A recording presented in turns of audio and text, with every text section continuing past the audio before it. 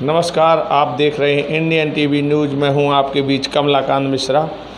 जैसा कि आपको पता है कि भारतवर्ष में लोकसभा चुनाव हो रहे हैं और हमारे मध्य प्रदेश में भी 26 अप्रैल को लोग अपने मताधिकार का उपयोग करने जा रहे हैं। मध्य प्रदेश में 26 अप्रैल को जो है लोग अपने मताधिकार का उपयोग करेंगे और अपने मन पसंदीदा प्रत्याशी को मत देंगे। खजुराहो लोकसभा सीट के अंतर्गत पन्ना ज़िला आता है। मैं पन्ना ज़िला से हूँ। पन्ना ज़िले की चुनावी हलचल के विषय में जानकारी देना चाहेंगे, साझा करना चाहेंगे। मध्य प्रदेश की खजुराहो लोकसभा सीट से भारतीय जनता पार्टी ने वर्तमान सांसद जो हैं खजुराहो लोकसभा सीट से श्री विष्णुदत्त शर्मा जी और भारतीय जनता पार्टी की प्रदेश अध्यक्ष भी हैं, इनको दोबारा जो है अपना प्रत्याशी बनाया है खजुराहो लोकसभा सीट से। तो उसमें फेरबदल करते हुए दोबारा जो है इंडिया गठबंधन से समाजवादी पार्टी के सुप्रीमो अखिलेश यादव जी ने, जो निवाड़ी की एक बार पूर्व विधायक हैं मीरा यादव जी, श्रीमती मीरा यादव जी को खजुराहो लोकसभा सीट से जो है प्रत्याशी किया था और उन्होंने नामांकन भी दाखिल किया था। मगर आपको बता दें कि 4 तारीख की स्क्रूटनी में उनका फार्म रिजेक्ट कर दिया गया है। चुनाव आयोग के अनुसार जो है उनके जो नामांकन दाखिल किया था उस फार्म में एक जगह हस्ताक्षर नहीं थे और जो वोटर लिस्ट लगाई गई थी, वोटर लिस्ट की प्रति सत्यापित प्रति वह पुरानी लगी थी, नई नहीं लगी थी। इन्हीं कारणों के चलते जो है उनका जो है नामांकन खारिज कर दिया था। आपको बता दें कि इंडिया गठबंधन की तरफ से अब कोई प्रत्याशी नहीं है मौजूदा, मात्र एक बीएसपी पार्टी है जो भारत पार्टी के प्रत्याशी को मुकाबला करने के लिए तैयार है और अन्य दल हैं। कल जो है नामांकन वापस करने की 8 अप्रैल को लास्ट डेट है।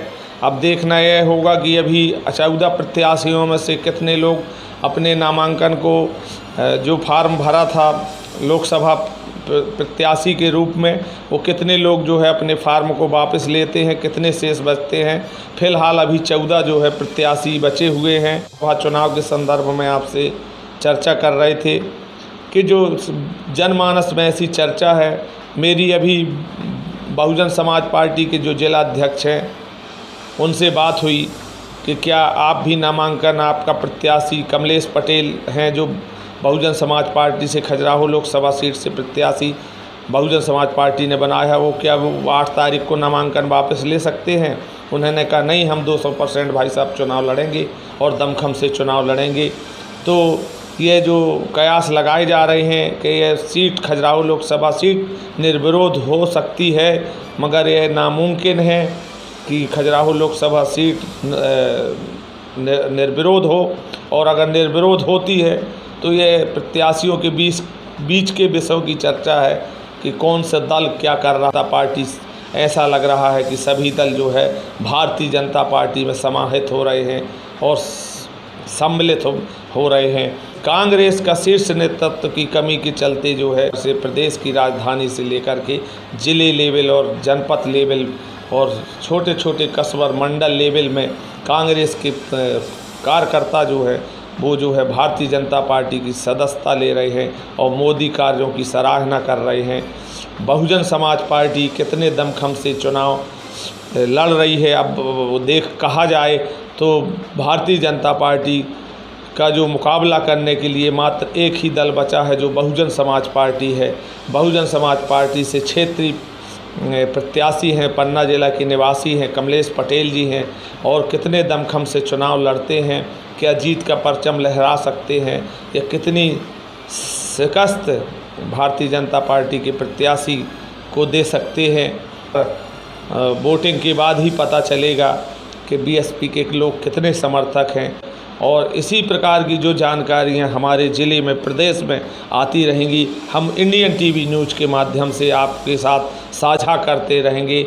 इसी लोकसभा चुनाव के चलते चुनावी प्रचार बिगुल बज चुका है और भारतीय जनता पार्टी का जो है जनसंपर्क अभियान चालू हो गया है और सभाएं भी छोटी छोटी अभी नुक्कड़ सभाएं होने लगी हैं।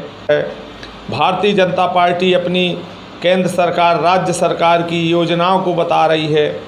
अन्य जो दल है क्या बताएंगे, कौन सी घोषणा करेंगे। जो इंडिया गठबंधन की तरफ से कांग्रेस की तरफ से घोषणाएं थी, अखिलेश यादव जो सुप्रीमो हो उनकी तरफ से घोषणाएं थी, अब वो जो है उनका प्रत्याशी ही इस सीट में नहीं रहा। एक ही लोकसभा सीट से समाजवादी सुप्रीमो के अखिलेश यादव ने अपना प्रत्याशी उतारा था खजुराहो लोकसभा सीट से गठबंधन के चलते, वो भी जो है उनका नामांकन खारिज हो चुका है। तो आपको बता दें कि भारतीय जनता पार्टी अपने जो आज 10 वर्षों में मोदी सरकार ने विकास किए हैं वो बताने जा रही है, जनता के बीच में बता रही है, केंद्र सरकार और राज्य सरकार की योजनाएं बता रही है। लोगों में जनमानस में यह भी चर्चा है कि मोदी लहर के डर की वजह से जो है इन्होंने जानबूझ के इंडिया गठबंधन की जो प्रत्याशी हैं श्रीमती मीरा यादव जी ने फार्म भरने में त्रुटियां की थी, क्योंकि विधानसभा की ये विधायक भी रह चुकी हैं। इनके पति जो है दीप नारायण यादव जी यूपी से विधायक समाजवादी से रह चुके हैं, तो इन्हें काफ़ी शिक्षित भी माना जाएगा, राजनीति का अनुभवी भी माना जाएगा। ऐसे में लोगों में यह चर्चा है कि ऐसी त्रुटि कैसे हो सकती है कि जो नियमावली के अनुसार इनने फार्म में नामांकन में गड़बड़ी की है। अब चुनावी बिगुल बज चुका है, लोग अपनी अपनी तरह तरह की लोग चर्चाएं कर रहे हैं, सभाएं हो रही हैं। भारतीय जनता पार्टी का उद्देश्य है कि 400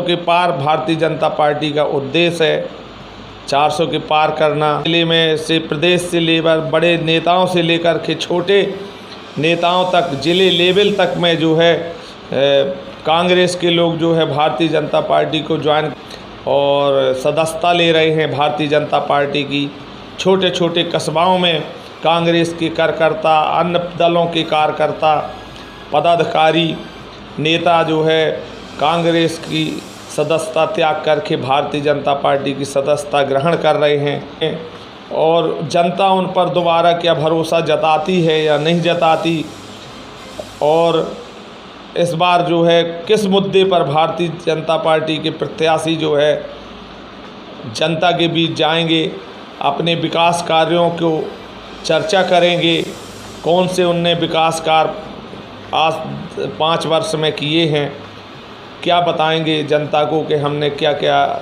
सांसद रहते हुए आपके पन्ना ज़िले में 7 विधानसभा में, आपको बता दें खजुराहो लोकसभा सीट में 7 विधानसभा हैं, वो 7 विधानसभाओं में प्रदेश अध्यक्ष जो है पकड़ जिनकी मानी जा रही है भारतीय जनता पार्टी में, और 5 वर्ष खजुराहो लोकसभा सीट से भारतीय जनता पार्टी के सांसद रह चुके, ने क्या विकास किया है।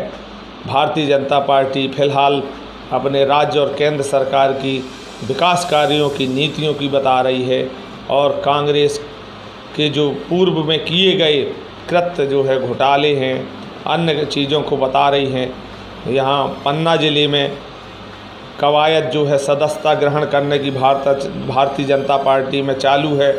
कांग्रेस के चाहे जनपद सदस्य हों, जिला सदस्य हों, अन्य लोग हों, छोटे छोटे कार्यकर्ता हों, पूर्व की जो है जिला अध्यक्ष भी यहाँ शारदा पाठक जी ने भारतीय जनता पार्टी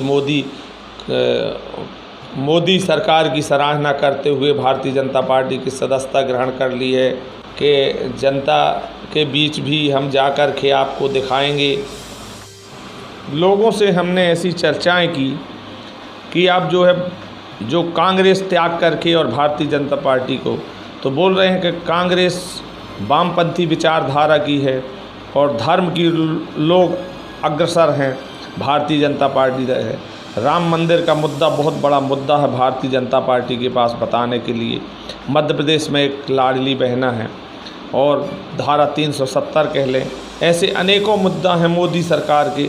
ट्रिपल तलाक है कि जो लोग जनता जो है मोदी सरकार से प्रभावित हो रही है और कांग्रेस के लोग भी मोदी सरकार की सराहना कर रहे हैं।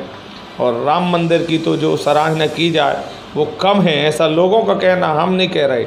राम मंदिर की जो सराहना है, जो कितने वर्षों से, कितने शासन कालों में गुजर गए और आज तक राम मंदिर की जो है निर्माण नहीं हो पाया था, विचाराधीन मामला था, वह मोदी सरकार में फैसले भी राम मंदिर का हुआ और निर्माण भी मंदिर में हुआ और भगवान की प्राण प्रतिष्ठा भी की गई।